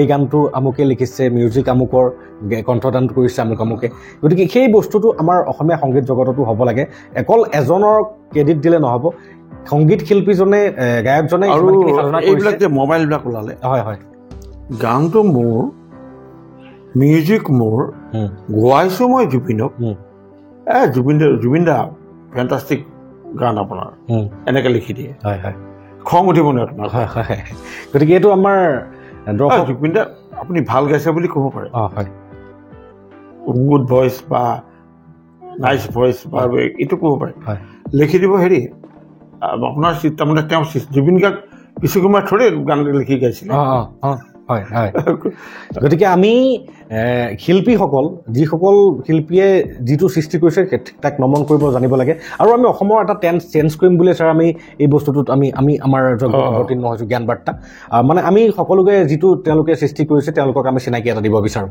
ঠিক ঠিক ছাৰ এইখিনিতে মই আপোনাৰ ব্যক্তিগত জীৱনৰ দুই এটা কথা জানিব বিচাৰোঁ যিজন ব্যক্তিয়ে বিহুক আৰু প্ৰেমৰ সংমিশ্ৰণৰ দ্বাৰা প্ৰতিটো ডেকা ল'ৰা আমি বিশেষকৈ আমাৰ এৰাটোৰ প্ৰতিটো ডেকা ল'ৰাৰ অন্তৰত আমি প্ৰেয়সীজনীক যেতিয়া আমি চাইছিলোঁ এটা সময়ত তেতিয়া এনেকুৱা গানেই মনত আহিছিলোঁ যেন আকাশখন ধুনীয়া আৰু দৰ্শক ৰাইজক মই এটা কথা জনাব বিচাৰোঁ যে যিজন ব্যক্তিয়ে প্ৰেম আৰু বিহুৰ একত্ৰিত কৰি পেলাই ডেকা ল'ৰাৰ মন মগজুত মানে প্ৰেয়সীজনীৰ প্ৰতি কিবা এটা ফিলিংছ আহিলে এনেকুৱা বিহু গীত এটা ওলাই অহা কৰি পেলালে সেই ব্যক্তিজনৰ জীৱনৰ প্ৰেম কাহিনীটো কেনেকুৱা আছিলে প্ৰেম কাহিনী মোক কি আৰু মই প্ৰেম ভাল পোৱাই হয় হয় গুৱাহাটী ৰুক্মিণী গাঁৱৰ ছোৱালী হয় আৰু মোৰ বৰ্তমান ল'ৰা এটা ছোৱালীজনী হয় হয় ল'ৰাটোৰ ডাঙৰ ছোৱালীজনী সৰু হয় গতিকে তাই এইবাৰ হায়াৰ ছেকেণ্ডেৰী দিব সি গ্ৰেজুৱেশ্যন কৰিলে জিঅ'গ্ৰাফিত কৰিছে হয় হয় গতিকে আৰু তেনেধৰণে এখন সংসাৰ এইটো মোৰ নিজৰ ঘৰ 9 মাইলত হয় হয় গতিকে এনেকৈ আছোঁ সেইকাৰণে মই মানুহ ইয়ালৈকে মাতোঁ তাৰমানে ভৱিষ্যতে কিবা দৰকাৰ হ'লে তোমালোকে ইয়ালৈকে আহিব লাগিব এইখিনিতে মই জানিব বিচাৰোঁ ছাৰ আপোনাৰ প্ৰেম কিমান বছৰ পাছত আপুনি বিবাহ পাশত আবদ্ধ নাই মই প্ৰেমিক পাঠোঁ আগতে প্ৰেম হৈছে কিবা সেইটোৱে কথাটো আগতে হৈছে হয় হয় আগতে হৈছিল কিন্তু মোৰ কাৰণে কেঞ্চেল হোৱা নাই তেওঁলোকৰ ঘৰৰ ফালৰ পৰা কেঞ্চেল হৈছে এইবোৰ আৰু এওঁ 99ত পাইছোঁ মই 2000 বিয়া এতিয়া মই জানিব বিচাৰোঁ ছাৰ মই এখন চিনেমা আছিলোঁ চাৰাবি অমিতাভ বচ্চন আছে চাৰাবি চিনেমাখনৰ এটা কথা আছে যে ভজন হোনা চাহিয়ে জব তক তেৰা দিল টুটেগা নেহি তব তক তেৰে শব্দ মে আৱাজ নেহি আয়েগা মনত পৰিছে নিশ্চয় চাইছে চিনেমা গতিকে চাৰাবি চিনেমাখনত সেই কথাষাৰ আছে গতিকে ছাৰ মই এটা কথা আৰু অনুভৱ কৰোঁ যে আমাৰ হিন্দী চিনেমা জগতত বিশেষকৈ মই সৰুৰ পৰা হিন্দীৰ প্ৰতি বেছি আকৃষ্ট আমাৰ অসমীয়া জগততকৈ হিন্দী চিনেমা জগততো মই দেখা পাওঁ যে জাভেদ আখতাৰ তাৰপিছতে আপোনাৰ গুলজাৰ তেওঁলোকৰ যিসমূহ লেখনি সেয়া অনুপম আৰু বিশেষকৈ আপোনাৰ টাচটো গুলজাৰৰ লগত পেলাই প্ৰকৃতি প্ৰদত্ত মই ক'বলৈ যদি যাওঁ গতিকে এই ক্ষেত্ৰত মই আপোনাক এটা বস্তু জানিব বিচাৰোঁ যে বহুসকল হিৰুদা আমাৰ অসমীয়া হিৰুদাৰ কবিতাসমূহ মানে যেতিয়ালৈকে আমাৰ অন্তৰত এটা আঘাত পোৱা নাযায় কাৰোবাৰ পৰা তেতিয়ালৈকে এজন মানুহে নিজৰ অন্তৰত সুপ্ত হৈ থকা শক্তিক কেতিয়াও জাগ্ৰত কৰিব গতিকে এই ক্ষেত্ৰত আপোনাৰ মনোভাৱটো আপোনাৰ জীৱনৰ মোৰ তেনেকুৱা আছে কাৰণ আছে ছাৰ সংঘাতে আনে জীৱনৰ নতুন খুব ধুনীয়া ছাৰ গতিকে আমাৰ নৱপ্ৰজন্মক ছাৰ আপোনাৰ কাষৰ পৰা কোৱা বিচাৰোঁ নৱপ্ৰজন্ম তোমালোকৰ জীৱনত তেনেকুৱা সংঘাত যদি আহিছে নিজকে ভাঙি নেপেলাবা অন্তৰৰ সেই সংঘাতক কেনেকৈ ট্ৰান্সফৰ্ম কৰিব পাৰি এটা শক্তিশালী মনোবৃত্তিলৈ এজন শক্তিশালী ব্যক্তিলৈ এজন অসমত প্ৰতিষ্ঠিত ব্যক্তিলৈ সেইটো ট্ৰাই কৰা বহুতে নিজকে ধ্বংস কৰি দিয়ে ছাৰ নীলা নীলা মাজনী বগাকৈ কাগজতে ৰাতি 12 বজাতে মাজনী চিঠি লিখো তোমালে আবেগটো চোৱা ভাৱনাৰ সাগৰতে প্ৰেমৰে ঢৌকিছে মাজনী প্ৰেমৰ জুয়ে দহিছে মোক আজি জানানে প্ৰেমৰ জুয়ে দহিছে মোক ধন্যবাদ অনুপম সৃষ্টি আৰু মই ছাৰৰ পৰা এই কথাষাৰ উলিয়াবৰ কাৰণে এইকাৰণে চেষ্টা কৰিলোঁ বিশেষকৈ ছাৰ মই এই কথাখিনি আকৌ আপোনাক কৈছোঁ যে আমাৰ নৱপ্ৰজন্মৰ জীৱনত তেনেকুৱা এটা ঘাত প্ৰতিঘাত বা প্ৰেমৰ পৰা যদি ঘাত প্ৰতিঘাত পায় আজিৰ নৱপ্ৰজন্মই নিজকে ড্ৰাগছমুখী কৰিব ধৰিছে সেইটোতো বেয়া কথা গতিকে বাইক হ'ল হয় বাইক ৰেষ্টুৰেণ্ট হ'ল গতিকে আমি নিবিচাৰোঁ আমাৰ নৱপ্ৰজন্মৰ যিহেতু এষাৰ কথা আছে যে আজিৰ শিশু ভৱিষ্যতৰ নাগৰিক গতিকে আজিৰ আমাৰ নৱপ্ৰজন্মই সামান্য কিছুমান প্ৰেমজনিত কাৰণবশতঃ এনেকুৱা ব্ৰেকআপ হৈ পেলাই নিজকে যদি সেই জীৱন জুইত জ্বলাই মাৰে নিচাসক্ত কৰি পেলাই যদি নিজকে ধ্বংস কৰে তেতিয়াহ'লে আমাৰ ভৱিষ্যতটো কেনেকৈ আমাৰ গঠন হ'ব গতিকে এজন মই শিল্পীৰ কাষৰ পৰা এজন অসমৰ আগশাৰীৰ শিল্পী বৰ্তমান জীৱিত অৱস্থাত থকা আৰু আশা কৰোঁ তেখেতলোক আমাৰ মাজত বহুত বছৰ জীয়াই থাকক বৰ্তমান তেওঁলোকে অনুপম সৃষ্টিৰ দ্বাৰা গোটেই অসমীয়া জাতিৰ হৃদয়ত বিহুৰ দ্বাৰা সোমাই পৰিবৰ কাৰণে সক্ষম হোৱা ব্যক্তি আৰু তেওঁ নিজে কৈছে যে তেওঁৰ জীৱনত সেই তেনেকুৱা কিছুমান ঘাত প্ৰতিঘাতে তেখেতক সৃষ্টি কৰিছে আমাৰ নৱপ্ৰজন্ম থাকিলেহে সৃষ্টি হয় ছাৰ বহুত ভাল লাগিলে মই প্ৰেমৰ কথা যিহেতু পাতি আছোঁ আপোনাৰ লগত ছাৰ মই জানিব বিচাৰোঁ যে আপোনাৰ প্ৰথম প্ৰেম যেতিয়া প্ৰেমৰ অনুভূতি হৈছিলে সেই প্ৰথম প্ৰেমৰ অনুভূতিৰ দ্বাৰা আপোনাৰ প্ৰথমটো গীত অকণমান গুণগুণাই নাই সেইটো মই ক'ব নোৱাৰোঁ মোৰ কেলৈ প্ৰেম স্বৰ্গীয় আমাৰ কাৰণে আমাৰ দিনত হয় গতিকে আজিকালি সস্তীয়া গতিকে মই স্বৰ্গীয় প্ৰেম কাৰণে মই প্ৰত্যেককে মোৰ যি আছিলে এতিয়া যদি কোনোবাই চায় তেওঁলোকো ভাবিব গতিকে মই এটা কথাই কওঁ মই সকলোকে সন্মান এতিয়াও কৰোঁ এতিয়াও সন্মান কৰোঁ তেওঁলোকে য'তেই নাছে বা য'তেই নাথাকক বা যিয়েই নকৰক গতিকে মই মোৰ ফালৰ পৰা আন্তৰিক শুভেচ্ছাও আছে গতিকে মই গান কিন্তু মই ছাৰ এইটো কথা ঠিক কিছুমান মুহূৰ্তত তেওঁলোকৰ লগত মনত পেলাই গান লিখে কিন্তু মই এটা কথা জানিব বিচাৰোঁ ছাৰ আপোনাৰ বিবাহ পাশত আপুনি 99ত আমাৰ বৰ্তমান আন্তিক লগ পাইছিলে আৰু 2000ত আপুনি বিয়া হৈছিলে আপোনাৰ বিবাহ পাশত আপুনি আবদ্ধ হৈছিলে আৰু এই 99 আৰু 2000 এক বছৰটো গেপ আছে আৰু সেই সময়খিনি আপুনি সংগীত জগতৰ এজন ভোটাতৰা দিলকি থকা ভোটাতৰা গতিকে আপুনি বৰ্তমান আমাৰ খুৰীৰ কাৰণে বা খুৰীক কল্পনাত লৈ পেলাই কোনটো গান ৰচিছিলে সেই গানটো মই শুনিব বিচাৰোঁ দৰ্শক ৰাইজ নিশ্চয় আপোনালোকেও নিশ্চয় শুনিব বিচাৰে সেই গানটো শুনিব বিচাৰোঁ this song is dedicated to our aunty ছাৰৰ পত্নীৰ কাৰণে শুনা দীপাঞ্জলি ক'লো তোমাক আজি কৰিমে তোমাক মই জীৱনৰ লগৰী খুৰীৰ নাম দীপাঞ্জলি নেকি কোনটো কেছেটত দিছিলে গানটো এইটো তোমাৰ হেৰি চিন্তামণি আচ্ছা চিন্তামণি আৰু আমাৰ সকলোৱে শুনিছে এইটো আমাৰ ছাৰে নিজৰ বৰ্তমান তেখেতৰ পত্নীৰ কাৰণে ৰচা গীত 99ত আৰু এই গানটো শুনি পেলাই আপোনালোকৰ প্ৰেমৰ মানে হয়তো নাওখনে কি ৰেপাৰ্টেশ্যন কি হৈছে গতিকে যি নহওক সেয়াই আৰু তাৰমানে মই কিছুমান কথাবোৰ আমি গানৰ ভাষাৰে বুজাওঁ হয় আৰু শিল্পীসকলৰ সেইটোৱেতো যাদু সেইটোৱে যাদু হয় ছাৰ মই এইখিনিতে এটা কথা জানিব বিচাৰোঁ আপুনি এজন শিল্পী আপুনি সৰুকালতে আপোনাৰ ককায়েকৰ ফালৰ পৰা আপুনি ইনস্পায়াৰ্ড হৈছিলে যে মই সংগীত জগতত মোৰ এটা কলা কৌশল আছে লগতে আপোনাক প্ৰকৃতি মেইন গতিকে আজি আপুনিও ইতিমধ্যে উল্লেখ কৰিলে আপোনাৰ এটি ল'ৰা আৰু এগৰাকী ছোৱালী আছে, গতিকে তেওঁলোকৰ সংগীতৰ প্ৰতি আগ্ৰহী কেনেকুৱা? আগ্ৰহ আছে, হয়, কিন্তু তেওঁলোকৰ এইটো পেচা নহয়। হয় হয়, এনেই ভাল পায় গান গাই। হয় হয়, যে মোৰ ঠাইত যে তেওঁ কিবা কৰিব, হয়তো মোৰ ল'ৰাটোৱে কিবা এক্টিংবোৰ কৰে। হয় হয়, সৰু সুৰা কিবা কিবি কৰি আছে আৰু বৰ্তমান ভৱিষ্যতলৈ নাজানো কি হয়গৈ। হয় হয়, গতিকে ছোৱালীজনী তেনেকৈ তাই পঢ়াৰ ওপৰতে অলপ বেছি গুৰুত্ব। হয় হয়, কিবা তেওঁলোকক নিজে এখন প্ৰত্যেকে কপাল লৈ আহিছে, কি কৰে।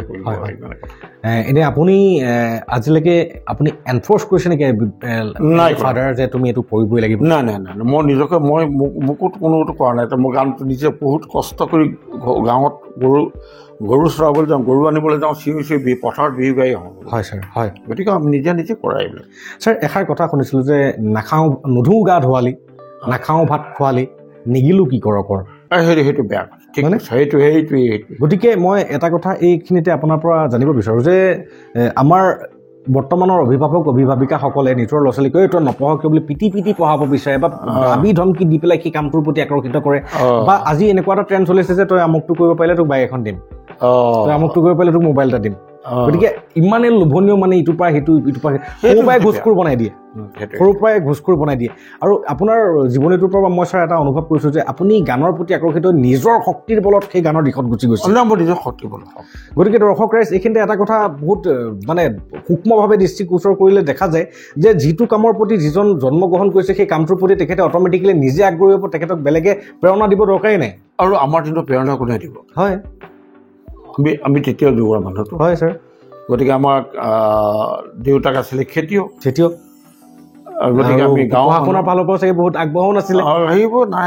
কাজিৰঙা আপোনালোকৰ দিনত কি খেতিটো কল্পনা ৰাখিবা, কল্পনা অতীত বুলি মই এইটো কাৰণ তেতিয়া দিনটো বৰ ভাল আছিলে। অতীত সুমধুৰ বুলি যে, অতীত সুমধুৰ সদায়, অতীত সুমধুৰ, সোণালী বুলিও কোৱা যায়। সোণালী। আৰু ছাৰ, এইখিনিতে মই এটা কথা আপোনাৰ পৰা জানিব বিচাৰোঁ যে মই অভিভাৱক সমাজৰ কাৰণে আপোনাৰ পৰা, আপুনি বিং এ ফাদাৰ, আপুনি এজন পিতৃ হিচাপে আপোনাৰ সতি সন্ততিক যেনেকৈ আপুনি প্ৰতিপালন কৰিছে, হয়, আপুনি সমগ্ৰ অসমবাসী অভিভাৱিকাসকললৈ, যিসকল অভিভাৱিকাৰ আপোনাৰ পুত্ৰ পুত্ৰীৰ সমতুল্য সন্তান আছে, তেওঁলোকক কিবা এটা আহ্বান জনাব বিচাৰিব নেকি? তাকে মই তুমি কোৱাটোৱেই যে জোৰ জবৰদস্তি চব বস্তু নহয়। হয় হয়, তেখেতসকলে দাদা তেওঁলোকক কিহৰ ওপৰত ইণ্টাৰেষ্টেড তাৰ ওপৰত চকু দিয়াটো দৰকাৰ। হয় ছাৰ। আৰু তেওঁলোকে যি ভাল পায়, তাৰমানে ধৰক কিছুমানে আৰ্ট কৰি ভাল পায়, গান গাই ভাল পায়, কিছুমানে খেলি ভাল পায়, তাত দিলে তেওঁলোক উপকৃত হ'ব। হয়, আৰু তেনেধৰণেই চলিলে তাৰমানে মই ভাবোঁ যে ঠিক হৈ যাব। হয়, আৰু ছাৰ, নদী গৈ যেনেকৈ সাগৰত পৰে, ঠিক তেনেকৈ এজন নৱজাতকে বা এজন ডেকালৰাই নহওক কিয়, সেই নিজৰ জন্মগত বুদ্ধিমত্তাটোৰ যদি সেই নাওখনত অৱতীৰ্ণ হৈ যায়, সি অট'মেটিকেলি গৈ গন্তব্যস্থান পাবই পাব, যিটো আপোনাৰ নিজৰ জীৱনৰ পৰা মই সূক্ষ্ম দৃষ্টিৰে অনুভৱ কৰিব পাৰিছোঁ। গতিকে আমি নিজৰ বৰ্ণ ইণ্টেলিজেঞ্চৰ সদায় চিনাক্তকৰণ কৰিব লাগে। মই কি কাৰণে পৃথিৱীলৈ আহিছোঁ সেইটো যদি চিনাক্তকৰণ, মেইন কথা মই পৃথিৱীত কি কাৰণে আহিছোঁ, মই পৃথিৱীত এনেকুৱা কি বস্তু থৈ যাম, মৃত্যুটো হ'বই। জন্ম হোৱাৰ দিনাখনেই মৃত্যুহে লিখা আছে। গতিকে আমি জীয়াই থকা কেইদিন যদি অসমৰ হৈ, দেশৰ হৈ, পৃথিৱীৰ হৈ কিবা এটা কাম কৰি যাব নোৱাৰোঁ, তেতিয়াহ'লে মই জন্ম লোৱাৰ অৰ্থটো ক'ত থাকিলে? ছাৰ, খুব ধুনীয়া। আৰু সেই উদ্দেশ্যটো যোনে মানে বিচাৰি উলিয়াব পাৰিছে, নিজৰ ইনবৰ্ণ টেলেণ্টটোক যোনে বিচাৰি উলিয়াব পাৰিছে, ছাৰে তেখেতে অলৰেডি কৈছে, মই আকৌ এবাৰ ৰিপিট কৰিছোঁ যে নিজৰ ইনবৰ্ণ টেলেণ্টটোক যদিহে আপোনালোকে চিনাক্তকৰণ কৰিব পাৰে, বিশেষকৈ নৱপ্ৰজন্ম তোমালোকক যদি চিনাক্ত কৰিব পাৰা, তেতিয়াহ'লে নাখাওঁ ভাত খোৱালি, নুধুও গা ধোৱালি সেই কথাষাৰ তোমালোকৰ লগত প্ৰযোজ্য নহয়, অট'মেটিকেলি তোমালোকে পাৰি যাবা, অট'মেটিকেলি পাৰিব। ছাৰ, আৰু এটা কথা মই এইখিনিতে সংযোজন কৰিব বিচাৰিছোঁ আপোনাৰ লগত। এষাৰ কথা আছে যে এখন এৰোপ্লেন যেতিয়া মানে টেক অফ হয়, সি এই টেক অফ হৈ পেলাই এটা নিৰ্দিষ্ট উচ্চতালৈকে যিমানখিনি শক্তি, সেই শক্তিখিনি প্ৰয়োগ কৰে, তাৰপিছত অট'মেটিকেলি অট' পাইলট মোডতে গৈ থাকে।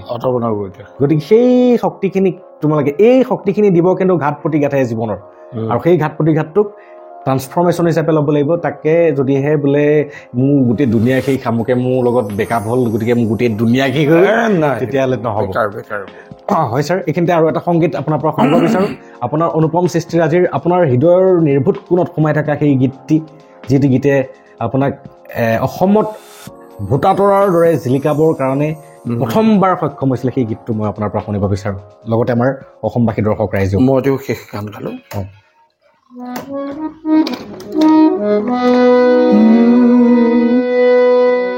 মৰমত মাতিছো তোমাক জানে মনি তুমি মোৰ বুকুৰে হীৰা বাখৰ মনি মৰমত মাতিছো তোমাক জানে মনি তুমি মোৰ বুকুৰে হীৰা বাখৰ মনি কতেনো গৈ আছিলা বিচাৰি ঐ ফুৰালা কতেনো গৈ আছিলা বিচাৰি ঐ ফুৰালা জানো কিয়নো তুমি মোক বলিয়া কৰিলা সুন্দৰ ছাৰ আপোনালোকৰ এই অনুপম সৃষ্টিসমূহ এতিয়া এটা কথা মই ছাৰ এটা সংগীতৰ ভাষাৰে সুধিব বিচাৰোঁ মোৰ বৰ বেছি নলেজ নাই কিন্তু এটা বস্তু মই মানে এতিয়া এই গানটোতে আপুনি প্ৰতিটো মানে শব্দৰ আলমত ঢোলৰ যিটো ৰগৰ টিউনটো চেঞ্জ হৈ থাকিব জিন জিন চাক চাক আৰু কিৰিলি আমাৰ দেৱেশ্বৰ দাহঁত আছে তেওঁলোকে যিটো কিৰিলি দিয়ে সেই কিৰিলিসমূহৰ দ্বাৰা সকলো সংমিশ্ৰণ হৈ পেলাই যিটো বিহু সেই বিহুৰ মাদকতাটো সম্পূৰ্ণ বেলেগ সম্পূৰ্ণ সুকীয়া সেই বিহুৰ মাদকতা আমাৰ প্ৰতিজন অসমীয়াৰ প্ৰাণে প্ৰাণে আজিও সোমাই আছে ভৱিষ্যতলৈ সোমাই থাকিব আৰু এনেকুৱা অনুপম সৃষ্টি আপোনাৰ পৰা আৰু যাতে ওলাই থাকে জন্ম হৈ থাকে তাই আশা কৰিছোঁ অন্তিম সময়ত ছাৰ মই এটাই আপোনাৰ পৰা জানিব বিচাৰোঁ যে এজন সংগীত শিল্পী হ'বৰ বাবে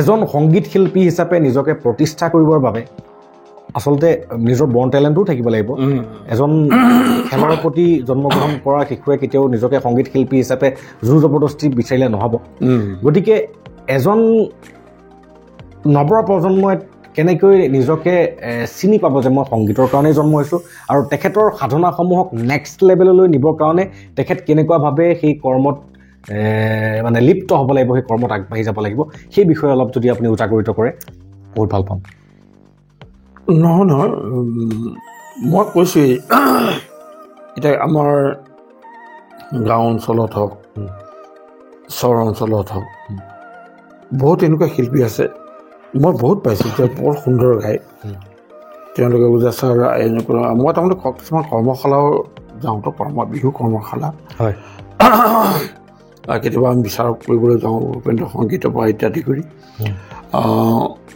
তাতে পাওঁ নহয় কিছুমানক আৰু যাৰ নেকি যিটো চিন্তাধাৰা এই ইয়াতে মৰ্জিতত আমি যেতিয়া কওঁ যে কাজটো এটা এনেকৈ কৰিলে ভাল হয় এতিয়া মই ডাবিং যেতিয়া কৰাওঁ ইনা ৰিচেণ্টলি আজি 10 দিনমান হৈছে আশাজিতা বৰ বুলি মনত আছে নহয় তোমাৰ সৰুতে ভূপেন হাজৰিকাৰ গান গাইছিল আছে তেওঁৰ গান এটা হ'ল তেওঁ বম্বেত থাকে তেওঁ ইমান সুন্দৰ গায় নহয় মই এটা গান কৰিলোঁ বৰ সুন্দৰ হৈছে ভিডিঅ' হৈ গ'ল এতিয়া আমাৰ ৰিলিজ হ'ব বিহুৰ আগত গতিকে তেওঁ একাগ্ৰতা থাকিলে সাধনা থাকিলে আৰু মনত ভক্তিভাৱ থাকিলে হয় সদায় তেওঁলোকৰ আশাটো আকাশ লম্বিত সেই মই কামনা কৰোঁ খুব ধুনীয়া ছাৰ আৰু মই এইখিনিতে আৰু এটা কথা সংযোজন কৰিব বিচাৰিছোঁ যে আমাৰ আটাইতকৈ মৰমৰ শ্ৰদ্ধাৰ শিল্পীজনৰ জীৱনৰ মূল মন্ত্ৰটো কি আছিল যিটো মূল মন্ত্ৰই তেখেতক নিজৰ কৰ্মক্ষেত্ৰত অবিচ্ছিন্নভাৱে আগুৱাই যোৱাত সহায় কৰিছিলে একো নহয় মহান নহয় বাবা মোৰ কৰ্মহে কৰি গৈ আছোঁ হয় মোৰ জন্মই হৈছে নেকি এইবিলাক গান চান কৰা গতিকে তাৰ বাদতো আমি একো কৰিব নোৱাৰোঁ হয় তো তুমি যদি মোক কাইলৈ 10 কোটি টকা দিয়া কিমান এটা ব্যৱসায় এটা কৰক হয়তো ফেইল হৈ যাব পাৰে খুব সুন্দৰ গতিকে আমি যিটো কৰ্ম আচলতে ছাৰ মই এটা কথা আপোনাৰ পৰা অনুভৱ কৰিব পাৰিছোঁ যে বৰ্তমান মোৰ যিটো কৰ্ম মই বৰ্তমানৰ কৰ্মটোক নিপটাই যাওঁ সেইটো বৰ্তমানটো ভাল গ'লে মোৰ ভৱিষ্যত অট'মেটিকেলি ভাল বৰ্তমানটো ভাল গ'লে মোৰ অতীতক লৈ পেলাই মই ভৱিষ্যতে গৈ পেলাই অনুসূচিত হ'বলগীয়া নহয় গতিকে আমি আমাৰ বৰ্তমানটোক সদায় সুকলমে পাৰ কৰি যোৱাটোৱে আমাৰ দায়িত্ব কৰ্তব্য হ'ব লাগে জয়জাতীয় অসমৰ ৰাইজক মই পুনৰবাৰ জনাওঁ জ্ঞান বাৰ্তা আমাৰ সুমন কিন্তু মই তাক ভাল লাগিলে সুমনৰ যথেষ্ট নলেজ আৰু আমি বিচাৰোঁ কোনোবা এজন সাংবাদিকে আমাৰ পৰা কি কথা উলিয়াব বিচাৰে সেইটো তেওঁক এনেকুৱাও মই এংকৰ পাওঁ তেওঁলোকক আকৌ মানে কথা সুধিবলৈ ভয় কৰে নে কিবা নাযায় নে এনেকুৱা ধৰণৰ সংকোচ লৈ কথা কিন্তু সুমনৰ বহুত অভিজ্ঞতা আৰু মই এই জ্ঞান বাৰ্তা যিটো তেওঁলোকৰ চেনেল এই চেনেলটো জ্ঞান বাৰ্তা নামটো বৰ অতি সুন্দৰ হৈছে মানুহক আমি সদায় এটা জ্ঞানৰ পোহৰ জ্বলাব লাগে যে এগছি বন্তি যেনেকৈ জ্বলাব লাগে ৰুমটো পোহৰ হ'বৰ বাবে গতিকে এই চেনেলৰ জৰিয়তে অসমৰ সকলো ৰাইজৰ সকলো জাতি জনগোষ্ঠী সকলোৰে যাতে আমাৰ জ্ঞানৰ বাৰ্তাৰ জৰিয়তে যদি জ্ঞান ভৰি পৰে তাৰে মই কামনা কৰিলোঁ বহুত বহুত ধন্যবাদ ছাৰ আপোনালোকৰ আশীৰ্বাদ আৰু আপোনালোকৰ এই দিহা পৰামৰ্শ মোৰ জীৱন বাটত আপোনালোকক নিশ্চয় লাগিব আপোনালোকৰ সুপৰামৰ্শ লৈ পেলাই আগবাঢ়িবলৈ চেষ্টা কৰিম আৰু মোৰ লগত সেইসমূহ থাকিব বুলি মই অনুভৱ কৰিব পাৰোঁ আৰু বিশ্বাসো আছে গতিকে দৰ্শক ৰাইজ যিহেতু সময়ৰ এটা সীমা থাকে আপোনালোকো যাতে বৰিং হৈ নাযায় পুনৰবাৰ ছাৰৰ লগত আকৌ এটা নতুন এপিছড লৈ আহিম বুলি প্ৰতিশ্ৰুতিৰে আজিৰ বাবে আপোনাৰ খবৰ পৰা ছাৰ আপোনাৰ পৰা বিদায় লৈছোঁ ধন্যবাদ নমস্কাৰ